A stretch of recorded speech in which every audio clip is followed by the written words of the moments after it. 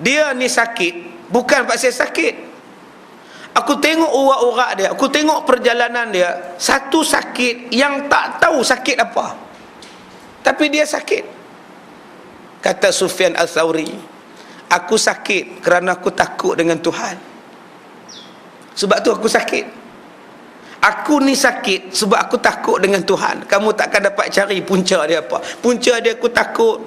Aku ni nak mati, aku takut menghadap Tuhan. Lepas tak lepas aku ni. Itu kata-kata Sufyan Al-Thawri. Kata-kata Imam Syafi'i ketika nak mati. Imam Syafi'i ketika sakit nak mati, Imam Syafi'i kata, matilah aku, matilah aku. Orang lain mati dalam keadaan meninggalkan banyak amalan, meninggalkan banyak jasa. Aku ni apalah jasa aku, macam manalah aku nak menghadap Tuhan. Jasa aku tak banyak, amalan aku tak banyak. Itu kata-kata Imam Syafi'i. Macam tu punya banyak amalan pun masih mengaku amalan tak ada. Kita ni amalan punya sikit, mengaku punya banyak. Tu berbeza tuan-tuan. Ulama-ulama ni, bila nak mati mereka sedang, bila nak mati mereka tahu. Kadang-kadang macam tahu-tahu nak mati. Macam Imam Malik. Imam Malik bila nak mati ambil kain kapan cium, letak. Isteri tanya, abang buat apa? Aku rasa hari ni aku tak ada lah kot. Itulah kain kapan aku. Itu Imam Malik.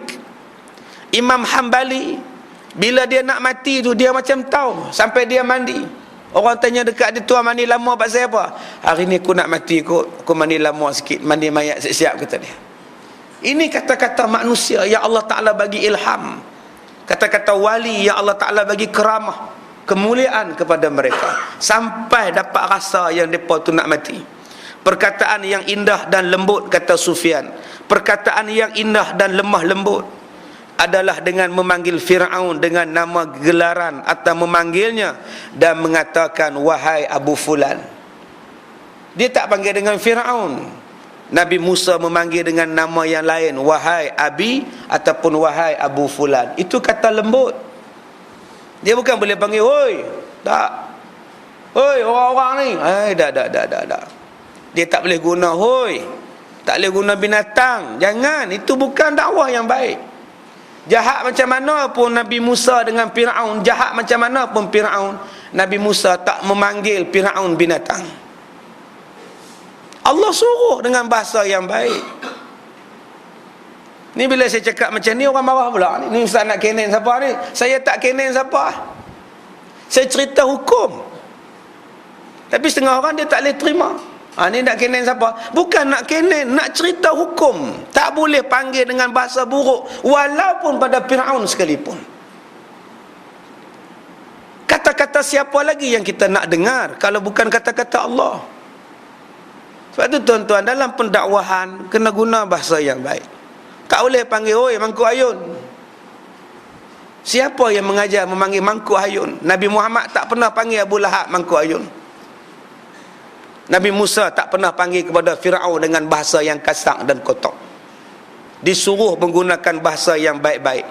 Kalau kamu memanggil dan menyeru saudaramu dengan nama panggilan atau gelarannya, dia akan merasa gembira, merasa takjub, tersenyum, bahagia, merasa seronok dan ceria, serta wajahnya berseri-seri. Itulah rahsia kenapa Allah Ta'ala suruh panggil dengan bahasa yang baik-baik. Tuan-tuan, kalau nama dia cikgu, panggil dia cikgu. Macam ni Tuan Haji, jangan panggil dia orang. Nama dia jangan macam ni dolah, tak kena. Macam ni Tuan Haji, kita macam ni, barulah dia lembut. Cikgu, hajar, gelaran itu penting. Jangan sekali-kali panggil dia kamu, awak. Itu bahasa tak sopan. Panggil dia dengan perkataan yang menarik perhatian dia. Adik remaja, kakak, Kak Long, saya ni makcik umur 70 pun saya panggil kak. Umur 80 pun saya panggil kak. Pak Ji ni umur 80 pun saya panggil abang. Macam ni lah abang. Abang apa, pangkat tok dengan ustaz ni, tak apalah abang. Abang kenapa? Abang macam ni ustaz. Terus dia tukar nama dia abang. Tadi dia kata Pak Ji. Macam ni lah abang. Abang apa panggil pak cik? Tua dah. Tak apa salahnya panggil abang. Abang macam ni ustaz. Tak apa abang pula dia panggil bahasa diri dia. Akhirnya dia tertarik. Sebab kita menggunakan bahasa gelaran yang baik-baik. Seorang penyair berkata, tak kala saya memanggilnya dengan nama julukan. Rasulullah memanggil budak-budak dengan nama yang cantik-cantik, supaya saya memuliakannya, dan saya tidak memanggil nama julukannya, kerana kadang-kadang julukannya buruk. Jangan duk panggil nama julukan, kadang-kadang julukannya buruk. Kalau nak panggil julukan yang baik, tak apa. Beginilah kamu mengajari sopan santun kepadaku, sehingga dia menjadi perangaiku, sehingga saya mendapatkan bahawa raja keindahan adalah budi pekerti yang bagus. Raja keindahan, puncak keindahan itu apa? Puncak keindahan ialah husnul khuluq, baik perangai. Baik perangai, itulah puncak kebaikan. Tuan-tuan panggil isteri tuan-tuan apa? Isteri panggil tuan-tuan apa? Puncak kebaikan itu akhlak. Kita panggil mak kita apa? Haram seorang anak memanggil mak dengan nama mak. Haram anak panggil bapa dengan nama bapa. Haram tuan-tuan. Mesti dengan nama yang baik, gelaran yang baik. Maka Nabi Musa dan Nabi Harun bertemu dengan Fir'aun, dan dipanggil Fir'aun itu namanya ialah Abu Murrah. Tak dipanggil dengan Fir'aun Tutankhamun, tak dipanggil dengan nama Fir'aun yang lain, dipanggil dengan nama Abu Murrah. Jadi tuan-tuan, kalau tuan-tuan berkenal nama Abu Murrah, bohlah nama anak. Kompom nama Fir'aun. Namanya apa? Abu Murrah. Okey, jangan bubuhlah nama tak elok. Walaupun gelaran tu bagus, tapi nama Fir'aun tu sebubuh lah, tak apa cantik nama dia. Seperti yang dikatakan oleh Abu Ayyub Al-Ansari dan Sufyan Al-Thawri, semoga Allah Ta'ala memburukkan wajahnya di dalam api neraka kelak. Nabi Musa AS berkata kepadanya, wahai Abu Murrah. Dia tak sebut wahai Fir'aun, wahai Abu Murrah. Kalau kamu mahu Allah Ta'ala tetap mengekalkan kekuasaan, harta dan kemasyhuran pada dirimu, maka hendaklah kamu beriman kepada Allah. Kata Nabi Musa, aku datang bukan nak rampas kuasa kamu, aku datang bukan nak ambil kerajaan kamu.